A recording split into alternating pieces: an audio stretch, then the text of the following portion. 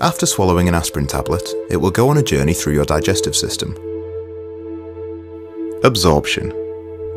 The tablet will travel down the esophagus into the stomach, where it is dissolved into much smaller particles.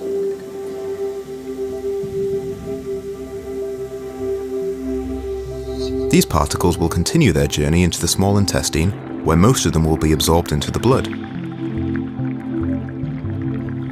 The small intestine walls, also called lumen, are lined with tiny villi which stick out to provide a large surface area for the nutrients inside the food to be absorbed.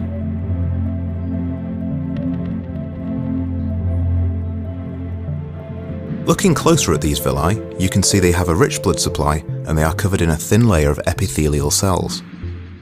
The aspirin molecules will work their way through the epithelial cells and into the bloodstream, where they are carried around the body. Distribution.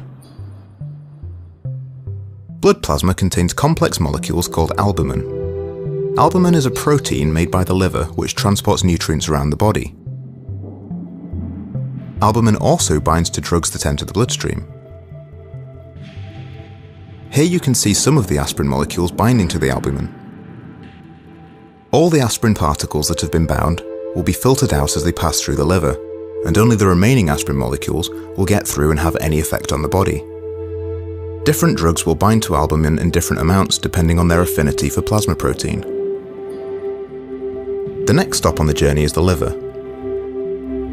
The aspirin-rich blood will enter the liver through the hepatic portal vein at the bottom, and it will exit at the top via the hepatic vein. At this stage, even more of the aspirin will be removed through a process called first-pass metabolism. The liver's job is a bit like a filter. It will metabolize drugs before they reach the rest of the body. It does this in a few steps. Phase 1 metabolism. First, aspirin is hydrolyzed, breaking off ethanoic acid and leaving behind salicylic acid. This salicylic acid isn't water-soluble, so it can't be excreted in urine yet. Phase 2 metabolism. An ionized group is then added to the salicylic acid, forming glucuronide, which is water-soluble and can be excreted in urine. A lot less of the aspirin will continue its journey onto the rest of the body, including the site of the pain. Only 68% of orally taken aspirin will have any effect at all, because of all the filtering that the body has done. This percentage is called the drug's oral bioavailability.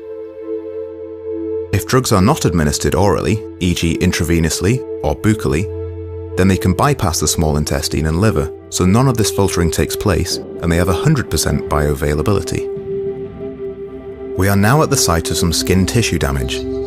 Tissues in the skin are creating prostaglandins, which are causing inflammation. The prostaglandins are sending messages to the nerves in the skin responsible for the sensation of pain. Once the aspirin arrives in the blood supply at the site, it prevents the production of prostaglandins in the tissue, which will reduce the swelling and stop the messages being sent to the nerves that are perceived as pain.